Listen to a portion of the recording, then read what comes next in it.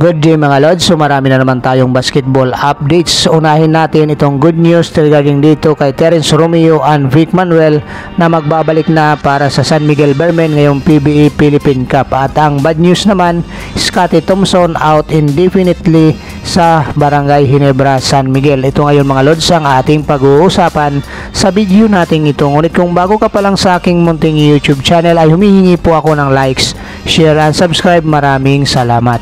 So matatandaan nga natin mga Lods na hindi nga nakapaglaro itong si Terence Romeo dito sa finals ng PBA Commissioner's Cup.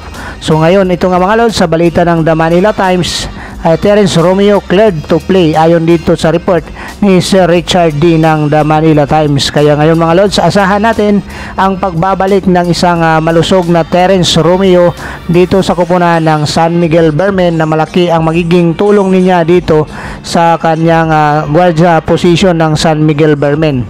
So itong si Terence Romeo nga mga Lods, kung matatandaan natin ay nakapaglaro lamang dito sa PBA Commissioner's Cup sa unang dalawang games ng San Miguel Bearmen. At ito nga mga Lods ay nakapagpahinga ulit dahil na rin sa pagkakaroon niya ng tinatawag na ankle injury na pumigil nga sa kanya na makatulong dito sa kupunan ng San Miguel Bearmen sa nakaraang PBA Commissioner's Cup Championship run.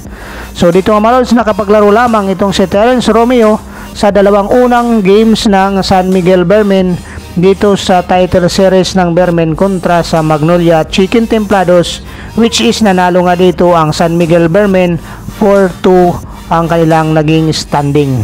So ngayon nga mga Lods, ang 3 times PBA scoring champion na si Terence Romeo ay makakabalik na sa bakbakan para sa kanyang kupunan San Miguel Bearmen ngayong ongoing PBA Philippine Cup. Ngayon ay fully recovered na nga itong si Terence Romeo mula dito sa kanyang ankle injury. Kaya asahan natin mga Lods na itong si Terence Romeo ay malaki ang maitutulong dito sa kanyang kupunang San Miguel Bearmen dito sa kanyang pagbabalik. So sana nga lang mga Lods ay hindi naman agad bumalik itong injury ni Terence Romeo dahil alam naman natin mga Lods pabalik-balik na itong injury ni Terence Romeo. Kaya ito yung pumipigil sa kanya para maibigay yung kanyang 100% na paglalaro dito sa kanyang kupunang San Miguel Bearmen. So itong si Terence Romeo ay malaking karagdagan para sa opensiba at depensa ng San Miguel Bearmen ngayong PBA Philippine Cup. So alam naman natin dito sa PBA Philippine Cup ang San Miguel Bearmen ang naghahari nga dito nga mga Lods, at sila din ngayon ang defending champion dito nga sa PBA Philippine Cup Championship nga mga Lods. Kaya asahan natin na maganda ang maipapakita ni Terence Romeo at gigil nga ito makapagbalik agad dito sa action para sa kanyang kupunang San Miguel Bearmen.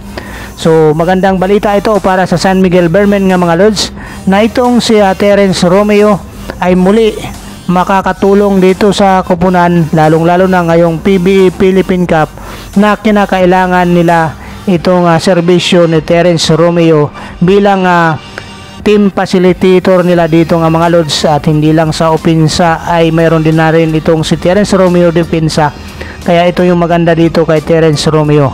Kahit sabihin natin nga mga Lods na medyo nagkakaedad na itong si Terence Romeo, ay iba pa rin ang galawan ng isang Terence Romeo, isa na ng veteranong Terence Romeo na malaki ang maitutulong dito sa kampanya ng San Miguel Bearmen para kunin ang pang-30 championship nila mga Lods dito sa PBA, yung prangkisa nila sa PBA. So asahan natin mga Lods na mabibigyan ng magandang minuto ni Coach George Gallant itong si Terence Romeo dito sa kanyang pagbabalik. At ito naman tayo mga Lods sa pangalawa nating PBA update sa San Miguel Bearmen pa rin mga Lods. Yung pa rin sa report ng The Manila Times, Manuel hopeful to play in Philippine Cup ayon kay Sir Richard D ng The Manila Times. So isa pa itong good news mga Lods para dito sa San Miguel Bearmen dahil ang kanilang veteran forward na si Vic Manuel ay magbabalik na nga sa bakbakan dito sa PBA Philippine Cup kasama itong si Terence Romeo.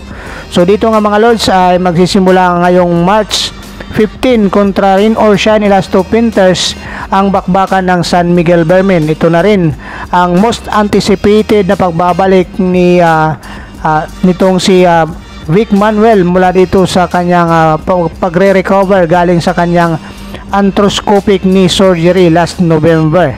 Kaya ngayon nga Lods, narito nga ang pahayag ng San Miguel Bearmen team physiotherapist Edward Bakason sa report ng The Manila Times ni Richard D. Ayon nga dito mga Lods, Vic Manuel ay nagpractice na nga kasama ang team para sa paghahanda sa kampanya ng San Miguel Bearmen dito sa PBE Philippine Cup, pero hindi pa siya 100%, pero nagpa-practice na siya para sa kupunan. Pagkaklaro nga nitong si Edward Bakason mga Lods dito sa kay Vic Manuel.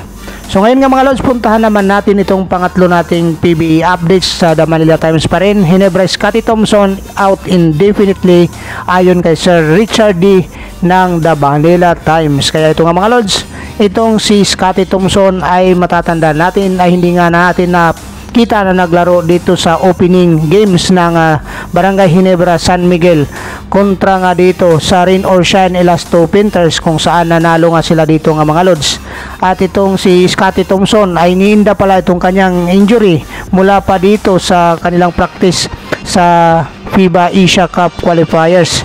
Kaya ngayon mga Lods, itong si Scotty Thompson ay kinumpirma mismo ni Coach Tim Con ang kondisyon nito ng dito sa PBA Season 46 na ang final MVP ng Season 46 na si Scotty Thompson ay na out indefinitely dahil na rin sa back injury na gumagambala nga dito sa kanya para dito sa kanyang paglalaro. Simula pa ng Gilas Pilipinas nga mga Lods sa training nila sa Inspired Sports Academy sa Calamba, Laguna, ay iniinda na pala ito mga Lods ni Scotty Thompson itong pananakit ng kanyang likod. Kaya ngayon nga mga Lods, itong si Scotty Thompson ay hindi nga makakapaglaro muna dito sa kupunan ng Barangay Ginebra San Miguel dahil dyan sa kanyang back injury.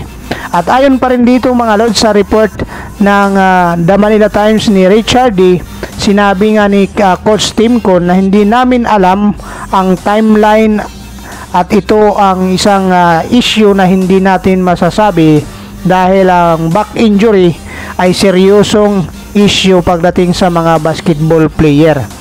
So ito nga ay isang sakripisyo na gagawin namin bilang grupo pala sa national team at saka sa Barangay Ginebra San Miguel. So malaking challenge at sana makabalik siya sa amin sa ngayong PBE Philippine Cup. At dito nga mga Lods, ayon nga dito sa sinabi ni Coach Tim Con dito sa report ng The Manila Times ni Sir Richard D.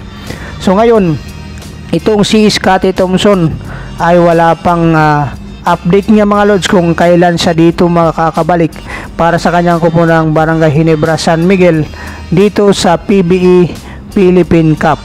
So asahan natin mga Lods na wala pang Scotty Thompson na mapapanood tayo para dito sa kupunan ni Coach Tim Con dahil dyan sa kanyang back injury. So ngayon sana nga lang madali itong maghilom itong kanyang nararamdaman na back injury para din mga Lods makatulong itong si Scotty Thompson dito sa kampanya ng Barangay Ginebra San Miguel dito sa ongoing PBE Philippine Cup. So maraming salamat mga Lods. God bless you all. Bye-bye.